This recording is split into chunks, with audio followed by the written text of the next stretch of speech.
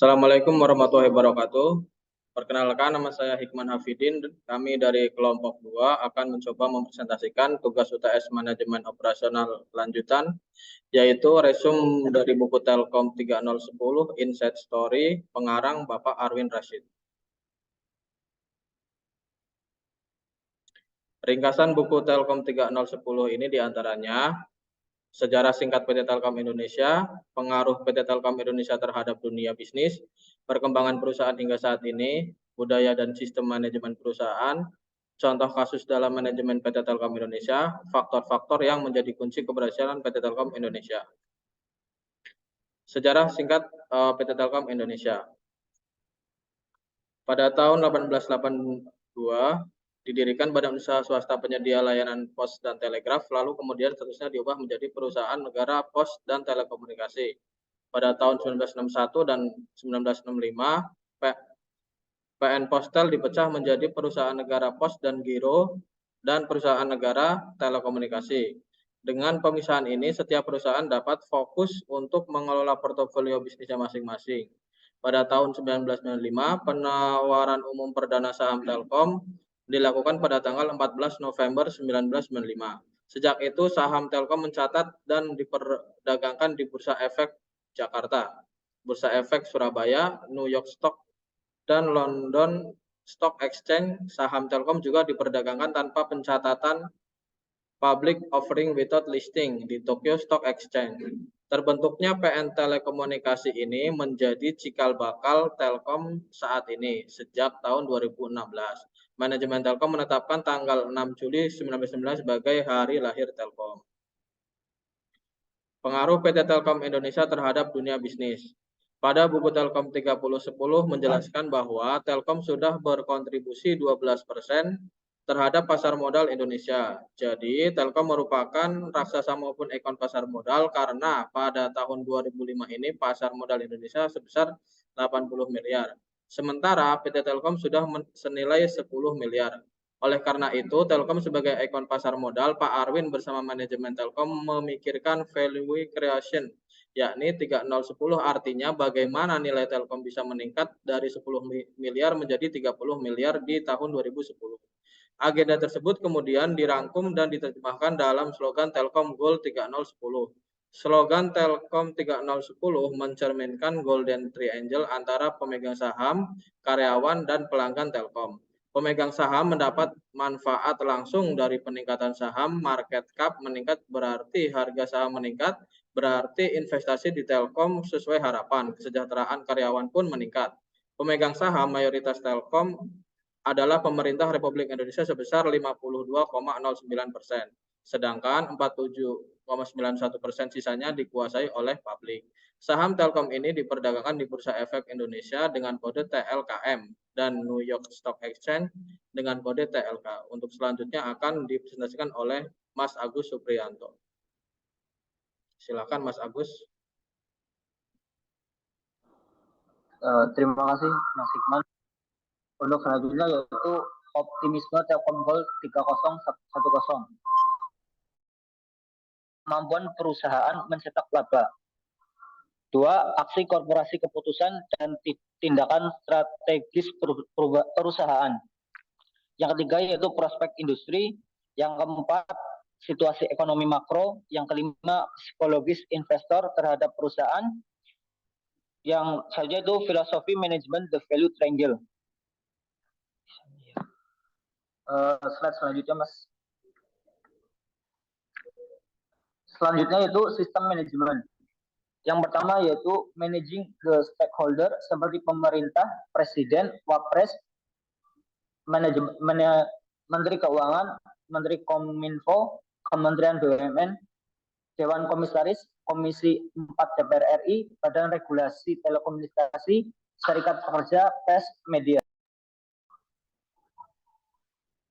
Yang kedua yaitu managing the company. Yang ketiga, memahami lingkungan bisnis Telkom sebagai penggerak utama.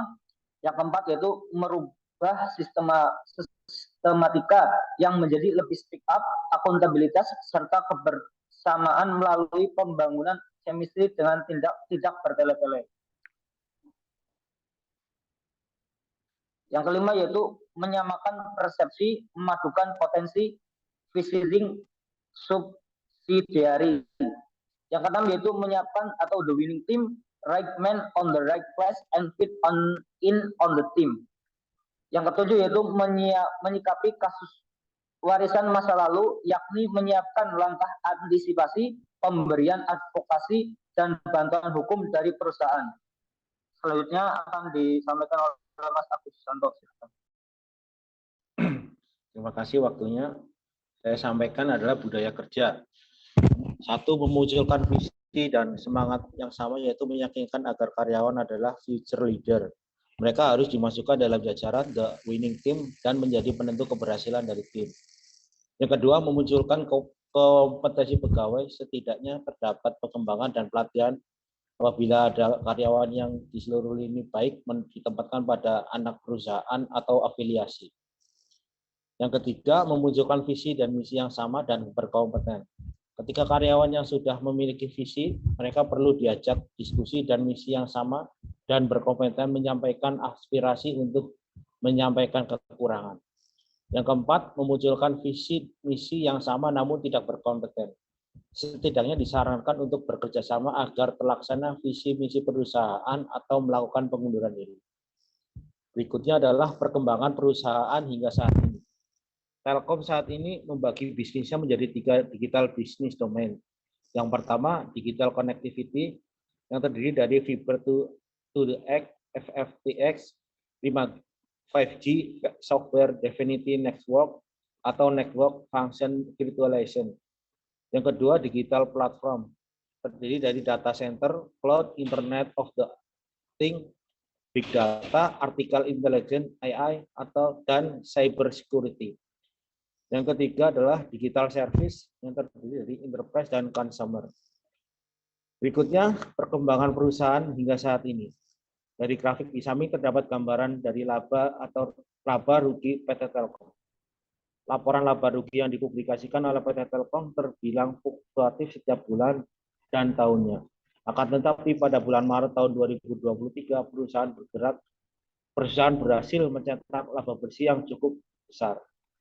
Untuk slide berikutnya, silakan.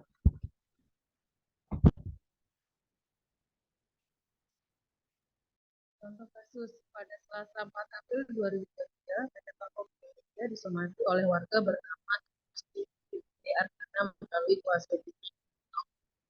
Somasi dilayangkan akibat PT Telkom diduga memasang yang provider tanpa pembelahan keuntungan.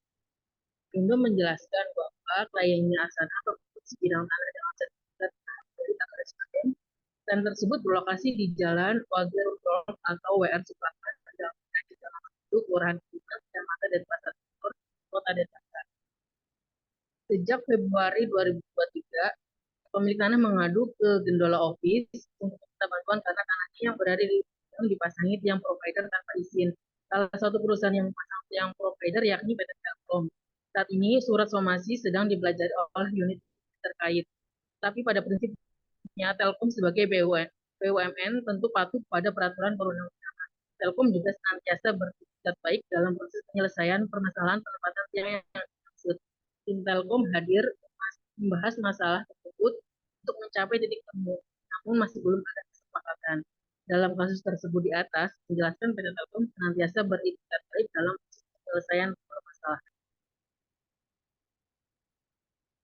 Selanjutnya, berikut adalah faktor-faktor kunci keberhasilan dengan value creation. Yang pertama adalah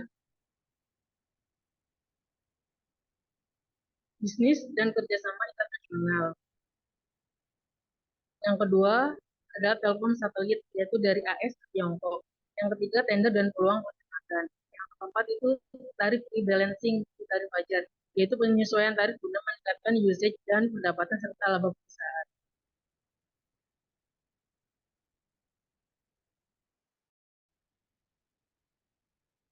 Kemudian ada cost efficiency drive dan capek tracking. Selanjutnya ada fokus strategic value creation dan menyewa konsultan menyusun implementasi roadmap.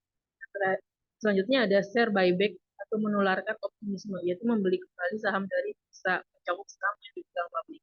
Sebagai syarat manajemen memiliki optimisme pada masa depan perusahaan. Selanjutnya,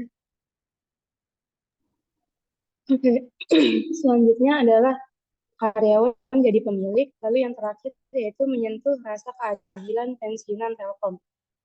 Oke, slide selanjutnya. Yaitu rahasia sukses PT Telkom. Pada 2016, Telkom berhasil meraih predikat Best Employer dan Best of the Best Employers dalam malam penghargaan AON Best Employer 2016 di Jakarta. PT Telkom dinobatkan sebagai yang terbaik setelah para eksekutif AON menilai Telkom sebagai perusahaan yang mampu memenuhi kriteria yang ditetapkan, yakni memiliki sumber daya manusia berkomitmen kuat dan berkinerja unggul. Kemudian mampu meningkatkan hasil bisnis melalui pengelolaan sumber daya manusia yang efektif, serta mampu mengelola bisnisnya dengan cara membangun kesuksesan jangka panjang. Kunci perubahan dalam sebuah organisasi adalah tekad dan kemauan pemimpinnya. Komitmen petinggi perusahaan sangat mempengaruhi sukses tidaknya penerapan transformasi digital.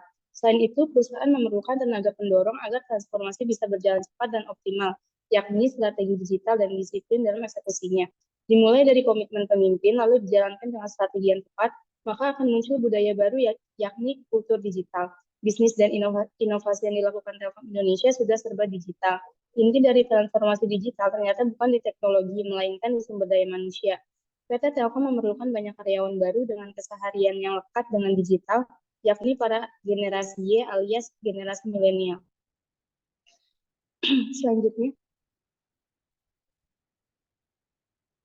kesimpulan dari presentasi ini adalah PT Telkom Indonesia merupakan badan usaha milik negara yang bergerak di bidang jasa layanan teknologi informasi dan komunikasi dan jaringan telekomunikasi di Indonesia.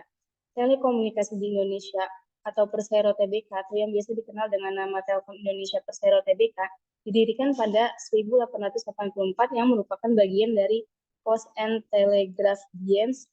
Kegiatan usaha dari Telkom Indonesia adalah menyediakan layanan telekomunikasi yang mencakup sambungan telepon kabel tidak bergerak dan telepon nirkabel tidak bergerak, komunikasi seluler, layanan jaringan dan interkoneksi, serta layanan internet dan komunikasi data. Usaha milik PT Telekomunikasi Indonesia atau Telkom tetap menjadi pilihan bagi investor yang akan berinvestasi. Pemegang saham mayoritas Telkom adalah pemerintah Republik Indonesia sebesar 52,9%, sedangkan 47,91% sisanya dikuasai oleh publik. Saham Telkom ini diperdagangkan di BEI dengan kode TLKM dan New York Stock Exchange dengan kode TLK. Komitmen petinggi perusahaan sangat mempengaruhi sukses tidaknya penerapan transformasi digital. Dan PT Telkom memerlukan banyak karyawan yang merupakan para generasi Y alias generasi milenial. Saya kembalikan ke Mas Lukman.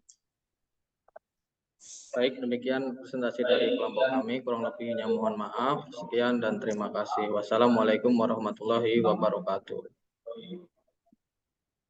Waalaikumsalam.